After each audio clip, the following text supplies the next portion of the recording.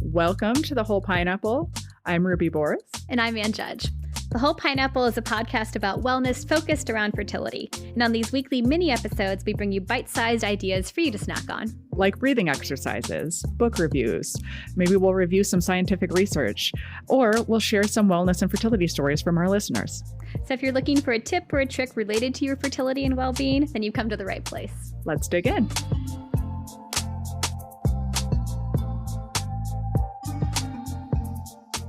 Welcome back to The Whole Pineapple for our short snack. We are so pleased to welcome back Kristen Chambliss, who I hope you got a chance to listen to our full episode, shared so much both professional and personal knowledge related to neurodivergence, neurodiversity, what do we know about autism as it relates to assistive technologies. And so we are happy to have her back to talk a little bit more on the topic of what can clinics do to be better. Welcome back. I'm so excited to talk about this. It's such an important area that I don't think many clinics they're not even on their radar. It is not something I had ever thought about until Ruby mentioned it for doing this episode. I was like, oh my gosh, you're right. We there's so many things that we could be making better. It's such an honor to be here and to get to share with you. So I really appreciate it. I think you mentioned the full episode. So you did fertility treatment yourself as well. Is that right? I did. And what was that experience like for you? Were you already aware that you were neurodivergent when you were going through that? Or was this something that you weren't really thinking about at that time? I was not thinking about it at that time, but I think after having a child and having all these life experiences, a lot of things started to make sense. And they still do. As I research it, light bulbs start to go off. So it makes a lot of sense. And I'm just excited that someone is interested in that, because I think clinics try their very best to try to, accommodate patients. And when I've spoken to physicians, nurses, staff, they're always interested, I think, in how to make that experience better. And so I'm excited just to be able to look in that literature and dig some more into it. I always tell people that I'm still learning with a lot of these things too. So it's always a fun opportunity for growth on every level for me too. When I think Ruby and I have mentioned through multiple episodes how we want patients to advocate for themselves for all kinds of reasons. And I think there's this worry where no one wants to be labeled the difficult patient. And so people don't want to mention if there's something going on that is uncomfortable for them. But we're never going to know if people don't tell us things. Right. And it starts with awareness, right?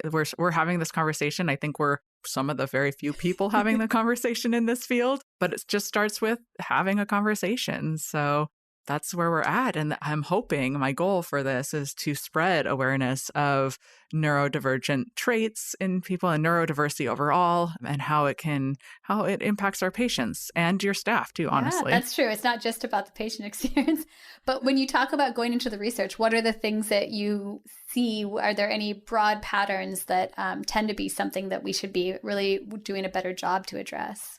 There's an amazing guide that came out from autistic adults that were in the UK that I thought it was pretty fascinating for just clinics in general.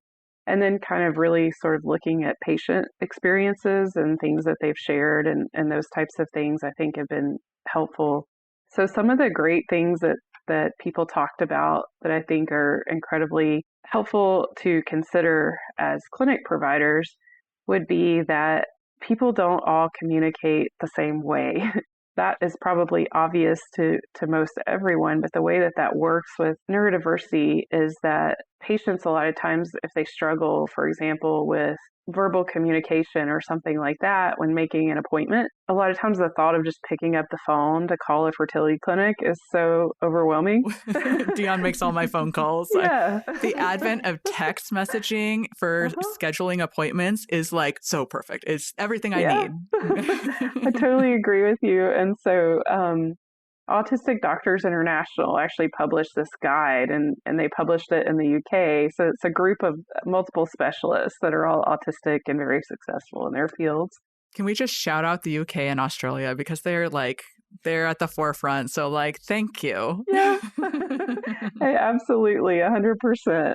And so one of the things to note is that the UN has recognized in the past that reproduction is a basic human right for all people. And that is true for neurodivergent folks too. It's true for multiple folks that have disabilities.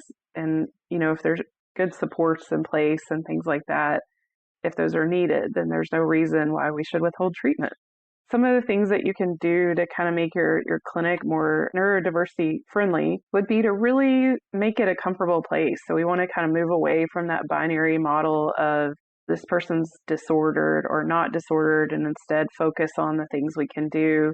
Milton et al. In 2022 published some work and summarized a lot of the literature on the double empathy problem, which is being more sensitive to different neurotypes as opposed to forcing neurodivergent folks to really communicate like neurotypical patients would. So a lot of times that is things like offering multiple ways to make an appointment to begin with, through a text, through a portal that's online on a website, versus calling on the phone, because for a lot of people that's more convenient and can be, whether they're neurodivergent or not. I always prefer that as opposed to calling a clinic. But, that's a great way to communicate with them. Some people prefer to receive communications through like a secure portal or something, as opposed to having a phone call with nursing staff, because it gives them some time to process it. So I think asking patients when you're meeting with them, offering those multiple ways to help them make appointments is helpful, but also asking them, how do you like to hear news, whether it's good or bad? What times of day are convenient for you, for when we could call you? Like if you're at work and it's 10 a.m. and you're in the middle of your day, is that a difficult time to call you about the results of a pregnancy test and things like that? And these are definitely things that we should be doing for everybody. I mean, there are definitely some people that they want to be able to have a phone call so they can ask questions right away in real time, and playing like back and forth on a text might seem terrible. And then other people want the opportunity to see that the result is there, but have the control about when to open it up and see it. So yeah, a lot of these things seem very simple. And you're right, Anne. Like I think a lot of the awareness of this is going to benefit everyone. Yes, I think so. Absolutely. That's an excellent point. And Shepherd et al. And Sassoon et al. So Shepherd et al. Is 2016, Sassoon et al. In 2017, found that in general, like non-autistic people tend to rate the communication behaviors of people that are neurodivergent less favorably. But we also know there's a bit of a lack of empathy, I think, for neurodivergence. We hear this all the time at conferences when they publish this whole thing of like, if you wait till later to have kids, you're going to have this like catastrophic result. You'll have an autistic kid. I hear that at about every conference I go to. It should be noted that there are a lot of autistic people that make amazing parents that are able to do a lot of things in the world that neurotypical people can do, and that they are living good lives. They're not always in a terrible position, but they're also less likely to have access to care because of some of the things I've mentioned with making appointments and things like that. Milton et al. In 2022 published some work on the double empathy problem. And what does that mean? What's the double empathy problem? Basically, the idea that neurotypicals have that people that are neurodivergent have trouble with communication. But what we know is that they actually communicate quite well with each other. And they struggle to understand neurotypical folks, just like neurotypical folks struggle to understand them. So the reason it's considered difficulty with communication is because people that are neurotypical are the more dominant neurotype, something that people can say. And I've heard that from colleagues too, just in passing. Well, this is a great doctor, but he's on the spectrum. My comment back on that is, it sounds like there must be something that you don't understand about him or her, because they have these great gifts and things like that. Could it be that maybe you just don't understand their neurotype because they're different? They communicate differently than the way that you do. Doesn't mean that that's not equal in terms of, having a great ability to do things. There are struggles with it for sure as well. But I think the other side of it too is, let's say you're a patient that's neurodivergent. A lot of times you're not going to tell your doctor that because of stigma. And you may choose not to accept that in yourself because of internalized ableism. It's very difficult to accept that you're different. We want to kind of move away from that and make clinics, I think, more of a safe place for all people, particularly for cisgender, women. They're going to have these heightened sensitivities around the time of the month when they have their cycles. Executive function issues are heightened, like right around the time you have a cycle. So what that means is like difficulties with planning and things. And everybody knows that IVF cycles require a ton of planning. So if they are a visual processor, those calendars that clinics give them that have the dates and the dosages of the medications may be helpful. If they struggle with that, it's helpful a lot of times if the patient could say, is there a way I can have that with something that's given to me in a way that's auditory? Because there are apps and things like that, reminders for when you take medications at certain times, those types of things that can be very helpful. So I've had some excellent gestational carriers, for example, that I've screened and they've had ADHD. So we've talked about, because you have that, what is a way to help you with your executive function since you can't take Adderall and things like that while you're in cycle. And that might be something like an app called MediAid that sort of flashes up on your phone and gives you a reminder that like this time of day, you need to take the medication every day and this is the amount you need to take. For people that are more auditory, they might have like an Alexa or something where they can tell the Alexa to remind them at X time, here's the medication you should take, this is the dosage, things like that. Sorry to everyone who has Alexas in their house because they just queued up. Yep, absolutely. But yeah, these are also great reminders for, I think, people that would be neurotypical. I mean, even if something is not that hard for you, this could make it easier. That's right. So these are all... Yeah. Well, yeah. And some of our EMRs and our portal systems, I know they're starting to incorporate like the ability to have automated reminder systems. So like having the calendar digitally, but then you also you can opt into getting text messages like, hey, take this and this medication now kind of thing. Yes. So making some adaptations, which, just like makes life easier in general. 100%. And I think too, one of the things, because we know that autistic women are 2.5 times more likely to have polycystic ovarian syndrome, they're more likely to have early onset puberty and more likely to have irregular cycles. If we could just highlight for all folks, that common information that we get through American Society of Reproductive Medicine, which is if you've gone like 12 months without being able to conceive and you're under 35, or you're over 35 and it's been 6 months, that would be a good time to seek out care from a fertility clinic so that, you have hopefully a good outcome in terms of your goals for family building, if that's something that you're trying to pursue. Do they see in research, are people that are neurodivergent any less likely also to seek care? I mean, is that because of stigma or? It's because of stigma. It's also because instances with trauma and child abuse are actually higher in people that are neurodivergent. That's another area. I think they're more likely to have post-traumatic stress disorder. It doesn't mean everybody who's neurodivergent has been abused or anything like that, but it is something to be more cognizant of. It could be as simple to whether or not somebody openly tells you they're neurodivergent. If you say something to your medical provider like, would it be okay if I wore sunglasses, or could you dim the light in the room when you're doing these pelvic ultrasounds, because that would help me, because it helps a lot of times for both emotion regulation for a lot of people, but it also helps with like that sensory overload with the hum of those fluorescent lights. And the machines, let me tell you, those rooms, they're loud. Yeah, you've got an ultrasound machine. I love all my rooms dark. I think it's because when I first started healthcare, I was a night shift labor and delivery nurse. And so I'm always like, let's get those lights low. Let's get the, calm and quiet. And so, yeah. This is really, it's a hot button term right now, is trauma-informed care. And because if we kind of view treating patients from that lens, then we are, helping all of our patients. One of the things that comes up a lot for me that I think about when I with a neurodivergent patient or just for myself or my child is time. So I have a very skewed sense of time. Also, it takes me a little bit longer to process things. I'm very great in writing, but orally, it takes me a little bit to get my thoughts across. So when you're having a conversation with the patient, like maybe they don't have to make a decision right then. Or, give them an extra few moments to get undressed and get on the table, because surprisingly, going from that chair and putting your stuff down on the chair and getting onto the table is sometimes a feat. And, it is.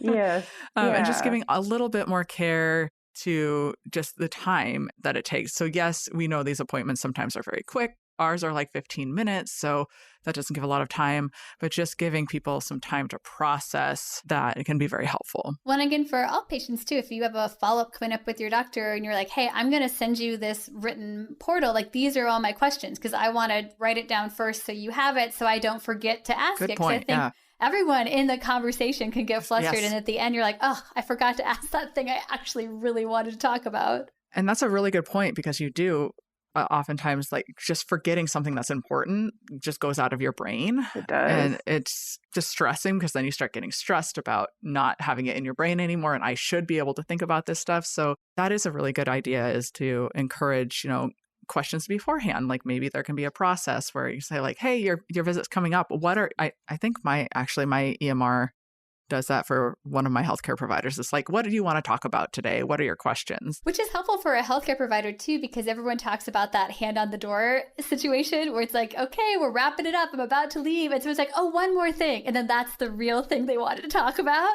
Yes. And so, yeah, if you can just write it out from the beginning, then we can prioritize the discussion. And I know that can be hard sometimes for people, but these are such good ideas. Yeah, and you're reminding me of so many different things right now. One thing that I do when I'm talking to my own provider is I'm really afraid I'm going to interrupt them, because that's something that I'm prone to do, because I am in my head trying to figure out when is the most appropriate time to say something and jumping in and things like that. So oftentimes I will just let them talk. And then in that time where I'm just waiting for a natural pause, which never seems to come, I will completely forget what I was going to ask. So just being aware, or giving your patient time, giving breaks, asking questions in between. Like with my new patient consults, I will take breaks. Like, I'll talk about something for a minute. Like, what do you have any questions about that kind of thing? Instead of like wrapping it up at the end and saying, okay, what questions do you have? And then that's the end. And I'll say that to patients too in the middle of visits. Like, if they have a question and they're like, oh, wait, I forgot. I'm like, well, okay, let's go into this, but you interrupt me when you think of it. Like when it comes back to you, you just stop me so we don't forget it again. And you can do that too with like, if the healthcare provider is open to that as an accommodation for people that struggle with like writing, because a lot of people struggle with dysgraphia, have trouble with writing. You can speak your questions into like your phone with a recording app, and then have the provider answer them so you can go back later and process them. So I've had people do that too. Other things to talk about, I think, would be sensory issues. So Chloe Hayden actually came up with a really good YouTube episode on this that I thought was great. And she was talking about how for a lot of neurodivergent women in particular, they are more likely to be prone to burnout and even troubles with like hygiene and stuff like that around the time that a cycle starts, because they just don't feel good from like they have higher levels of pain and sensory overload. So she mentioned, baby wipes for hygiene if that's a difficult time. And also there's a lot of different things you can have for cycles, for period underwear, a cup, something like that. If a pad feels too itchy, there's a lot of different things of that nature. Working with your provider too about sensitivities to medication, since some people are more or less sensitive to medication. For healthcare providers, a lot of times the way that people are trained to ask about whether or not someone is in pain may not translate with somebody that's neurodivergent in their face, so they may not show it that way. So I think in the beginning, kind of having a conversation with your patient about, how would I know if you felt like you were in pain? Do you feel like you have a high or a low pain tolerance? And questions that are a little bit more general like that. I think there's a lot of different things that we can do, because a lot of times you'll give people those pain rating scales with like the faces and stuff. But if you have a hard time interpreting facial expressions, you're like, I don't know what that means. Yes. And there are people too that have like prosopagnosia, which is basically where you don't recognize people's faces and stuff, even if you know them really well. So that, can come along for some folks. So I think a lot of times, giving some good cues with that, because they're not going to be able to look at one of those faces and say, well, that's how I'm feeling, because it takes a lot more to interpret it. But it might be like, maybe you give them like a list of adjectives or something about the pain, or, stabbing, burning, things like that, so that they can see it visually and those types of things. Or be creative and use color or something like that. I've done that with patients that are having a hard time translating Yes. it for you. So like, what's a good calming color, and like, what's your like I'm in pain color kind of thing. Well, it's interesting when you think about questions you would ask, because I think about our paperwork. I don't think we ask like, "Are you neurodivergent?" Like I think we have a little box you could mark if you would say I have ADHD, but I'm pretty sure that's all we ask about. So And I think it's just like, do you have any quote unquote neurological issues, which a lot of people are going to think that would just mean I haven't had a stroke. So yeah. Yeah, but Yeah. you could put something on there like, do you have any sensory issues, or do you struggle with social anxiety? Do you prefer to receive information in a written form or an oral format? I think those open-ended questions are my favorite ones too. Like we have a question like, what do you think is wrong? And it's like, I always get the most creative and like the most, like it tells me a lot about a patient just in a couple sentences that they Yes. use their own words. Yeah. Coping and things like that for times when they're in pain.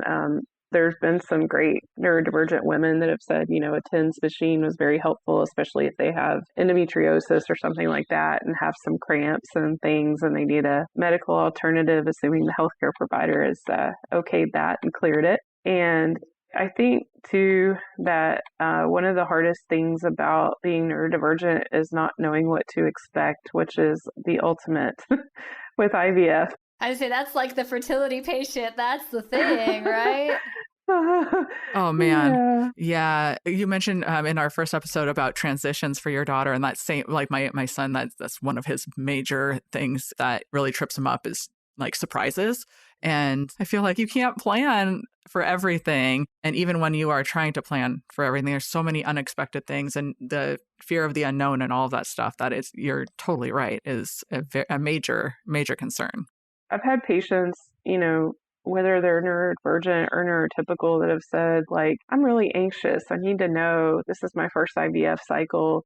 So when I take these meds, is it going to make me crazy? Like, am I going to be able to function at work and things like that? And so a lot of times I'll just kind of be forthcoming and just say, if it's helpful, like my experience was that it was more difficult to like concentrate and things like that, but it didn't interfere with my ability to do my job. I mean, it was a higher coping skill, and I noticed, more feelings of like feeling irritable and tears kind of being closer to the surface and things like that.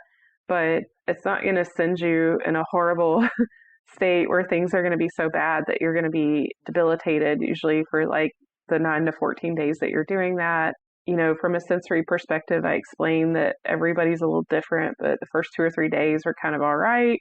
And then day 3, I could really feel it when I did those injections, and it was about 30 minutes afterwards being really exhausted and just needing to kind of lay down. You'll probably know, but I always get the difference between vestibular and interoception mixed up. So interoception is like what you're feeling on the inside, right? Like, okay. So I can imagine that would be challenging if you have a hard time recognizing. I guess first let's tell people what interoception is. It's kind of being in tune with really what's going on with your senses and being able to interpret them accurately and things like that. So vestibular is a lot more external. Your place in space. Yes, exactly. This is an aside, but I was in dance class, not necessarily because same. I liked it, but because I was so uncoordinated as a child. So that's a vestibular thing. Yep, so. Never could march in step and band or anything like that. So no. I totally get it. Still got that trait. Didn't grow out of that one.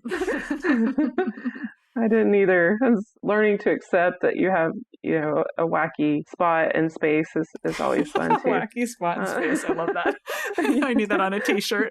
Yeah. But I think you bring up a lot of great points about, just kind of taking time to and encouraging patients to, just saying to them, like, we really want every patient to have as good of an experience as you could have in our clinic. We know it's tough that you're here to begin with, because it always is when you're trying to have children and things like that. So can you let me know if you feel like there's certain things that you would like a warning ahead of time? For example, those transvaginal ultrasounds, for a lot of patients, it's been helpful to talk to them and say to the provider, hey, can I kind of hold that in my hand first so I can sort of wrap my head around the idea that I'm going to have to be examined that way. And can we take the instructions that you're doing or the steps you're doing one step at a time? So as opposed to like touching me with the probe and telling me what you're going to do, maybe explain that first verbally and then explain, kind of what's going to happen. And then you can do it as opposed to all at one time, because people that are neurodivergent often are one step at a time kind of folks, because it's too much to have all these things happening at one time from a sensory perspective. Yeah. And let your provider know if you have any like weird feelings that are in your body and you're not sure if it's something that you should be experiencing, because we can kind of walk through that and kind of identify maybe what you're expecting. Ovaries change during IVF cycles. So you're going to become more aware of your ovaries, and you probably have not experienced that sensation before. So that's something also to be aware of as a provider and on the patient side of things too. That is an excellent point too. And there's another one too, which is that for providers, that this report out of the UK that Autistic Doctors International had said that, sometimes these enhanced clinical investigations that people do as providers are more appropriate and cost effective than relying on somebody's self-report, because if you struggle to interpret what's going on with your senses inside of you, it's kind of hard to say, yes, I'm in pain, I think I may have endometriosis, as opposed to, the clinical examination showing that, because a lot of times that can present differently for people. Folks that are neurodivergent have also said that they really find it helpful to be updated on wait times and kind of where they are in the wait time queue in line. So it helps them to kind of know, like, we're running 30 minutes behind. So, if you would like to go get a coffee or something down the hall, or, something non-caffeine related, if you're in the pregnant until proven otherwise category, then that way they kind of have an idea. And I think all patients appreciate that. I know sometimes it's hard because medical clinics are working their best to do that, but it does help. Think of communication challenges as a two-way mismatch when interacting, and kind of make efforts to kind of meet that person in the middle, so that you can say, I really want you to know I'm listening, I'm interested. I thought what was great about that report too is they said, imagine that they might be having a really different experience of how they experience the world in terms of like thinking, feeling, listening, seeing, and things like that. So something that may appear different to somebody that's more of a neurotypical provider probably also feels the same to your patient that communicates differently, and you're both trying to understand each other. So more of a communication thing where you try to meet them halfway, as opposed to, that they don't want to hear you. We notice with a lot of neurodivergent folks that it's helpful to them to be able to look at like a table or the ceiling or the wall or the floor or anything, because a lot of times when they're processing all that auditory input, it's overwhelming to look you in the eyes. So it doesn't necessarily mean that they're not hearing you. It helps them concentrate better because they use that one sense. I love the patients that don't want to look in my eyes, because I'm like, okay, good. That makes me more comfortable too. Okay. Yeah, absolutely. The perfect fit for them. Oh, and I don't want to forget about stimming. Most people think of stimming as that stereotypical like hand flapping or noises, but actually everyone stims. It's kind of like a repetitive action that is often used to calm, regulate, get rid of excess energy, or sometimes people just like to do it. And it's not always obvious, particularly if someone's masking. So small ticks, fidgeting, knuckle cracking. Yeah, sorry guys, I do that. Twirling of hair are just some examples that are subtle, but I think it is important for clinics to be aware of stimming and make it a safe environment for people to do this if it helps them. Well, and I think if people advocate for themselves and mention that this is what they're going to be doing, I think that's the hard part. You're right, it's this mismatch. I remember having a consult where it was patient and her partner, and he just sat in the corner and typed on his laptop the whole time and didn't interact at all. And you're kind of, does he even want to be here? Why is he even here? But now I look back, I'm like, oh, that was his way of processing it. And, he probably was very involved in what was going on. And this is just how he was expressing that. Yeah, maybe he was taking notes and stuff. So. Yeah. There's some really good ideas. And I think it just sheds a light on ways that we can just, be kind to each other and try to understand each other a little bit more as patients and providers. Yeah, there's not a single thing you mentioned that I think wouldn't be good for everybody. Right. Everything. Yeah. You're like, oh yeah, that's right. That would be good. But sometimes we get busy in our day-to-day lives as providers and just as people in general that we kind of sometimes forget that the little things really do matter. So Yeah. Well, thank you so much for being with us. We could talk on and on and on about this, and I'm sure we will. I'm really excited to see where you take this in the field of reproductive medicine. So thank you for everything that you do. Thank you so much. Oh, thank you both for all you do for patients too. And what a wonderful note to finish the holiday season on. So thank you so much for allowing me to be your guest. It was such an honor and a privilege to get to talk to you today. Thanks for joining us for this week's episode of the Whole Pineapple Podcast. We hope it was helpful. If you know someone who could benefit from hearing the podcast, we hope you'll share it with them. And don't forget to subscribe, rate, and review the Whole Pineapple on your favorite podcast app. Every rating and review makes us easier to find. This podcast is sponsored by Seattle Reproductive Medicine and is produced by Audiotocracy Podcast Production. We'll see you next time. Have a delicious week.